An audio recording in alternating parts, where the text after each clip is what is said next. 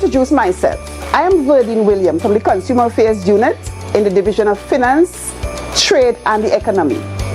When you hear finance, you know we like to help you to save money, right? So we are asking you to make your own thing this Christmas season. We started by showing you how to make bread and cake. We're looking at the traditional things that are used Christmas time. So you made bread and cake, you saw how to do the bread and cake stuff. We made the drinks. We look at sorrel, we look at ginger beer, we look at punch cream. I even share a secret with you all. My favorite drink for the Christmas season is ginger beer. And I'll be having that with a slice of cake or some punch cream and a slice of cake. Today, we're dealing with ham. We have Miss Darrell Wilson here. This is the ham lady. She's showing us how to make our own ham. So we don't have to go to the grocery and buy. We're doing chicken ham. But here now, she will give us a little secret, a little tidbit how to do the pork ham if you want to. But we're doing chicken ham today, right? So this is Miss Darrell Wilson here. She'll be guiding us and telling us what to do step by step. So I'll be showing you how to make the chicken ham today. So first you have to get a chilled chicken that has been chilling in your, down below in your refrigerator for 4 to 6 hours. And then we have some sugar cure that we'll be curing the ham with, a little liquid smoke because we do have a smokehouse, and some spices to add to the chicken. When you say chilled chicken, it must have no ice in it. No ice. It shouldn't be frozen. Okay. So you clean your chicken, you take out all the insides, you kind of wash it out in some pipe water, and then you put it in a plastic bag and you chill it for 4 to 6 hours. Okay, good. Right? So after the chicken has been chilled, you weigh your chicken, which this chicken is 4 pounds. So for the sugar cure, we use 1 tablespoon per pound.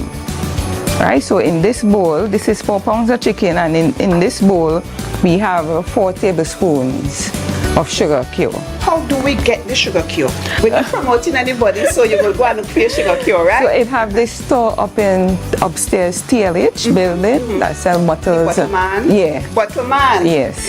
He have the sugar cure, and I think Phillips marketing as well. They sell that also? I want to believe so. Then. Okay.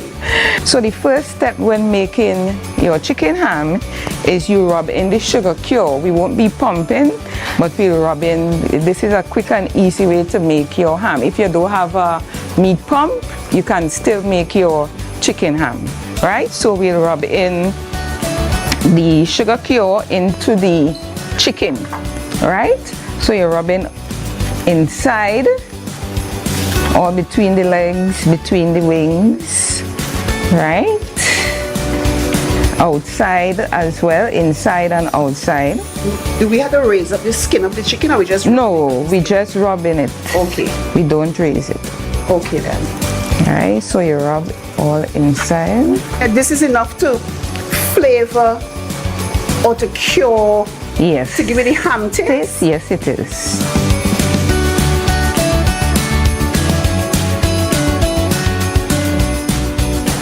So then you have a clean plastic bag ready to put the chicken inside. So we'll scrape off the excess to make sure it get the exact the chicken? Yes. We're not wasting it. So in this bowl we have 2 tablespoons of water. We have a teaspoon of clove and a teaspoon of bay leaf. This is to enhance the flavor of the chicken. Okay. Right? So you kind of stir it in. We're not using ancestral measures today. We're going So because we don't have a smokehouse, we'll use liquid smoke, right? Liquid smoke. So we'll add 2 to 3 drops of liquid smoke into the bay leaf and clove mixture. Okay. Alright. Alright, so this will give it the smoky flavor of the good. Right, and then we'll add this into the chicken, the bag with the chicken, right? We'll pour it on top and below the chicken, and then we'll seal the bag. Oh, so it will infuse like that? And then we'll massage it. Oh! Yeah? Okay, I understand. Yeah. I understand, you know.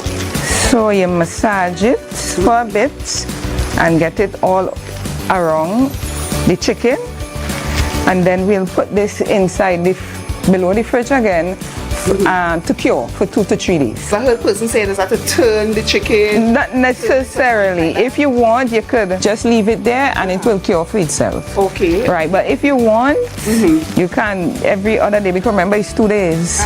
So every day you go and you kind of massage it. A little more. Yeah. Right. Yeah. Good. So you see how this process short and simple. So you can make your own thing. Yeah. Make a chicken ham for Christmas. Make your own thing.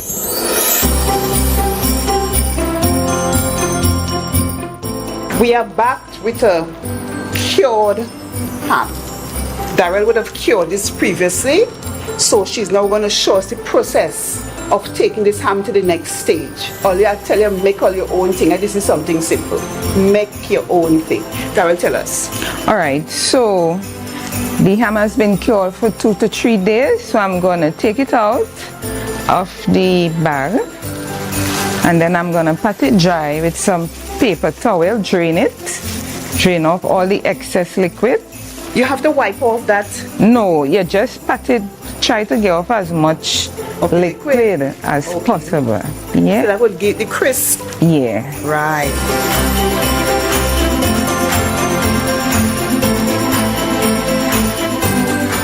So we pat it dry and we put it in a baking tray, and we'll bake it for about 1.5 to 2 hours. We can bake it just as it is, or do we have to wrap it in foil or put it in a Dutch oven or wrap it in? No, you bake it just as, and then you continue as normal ham. So just before it's ready, you take it out, you put on your glaze, you put on little pineapple and your little cherry for little decoration.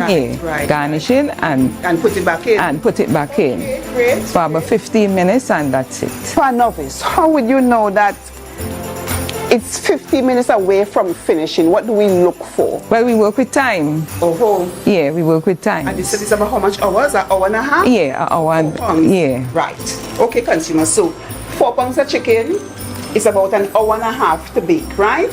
So we're working with time. So 15 minutes before the hour and a half is finished, yes, you will exactly. take it out and put on your decoration. Yeah. Glaze it up nicely and take whatever you're using. For me personally, my ham is just clove. But I'm from real old school, right? So the persons who like it looking real fancy and pretty, that you want to take a picture instead of eating it, you take it out 15 minutes before and you fix it up nicely and you put it back in. Exactly. Right. Yes.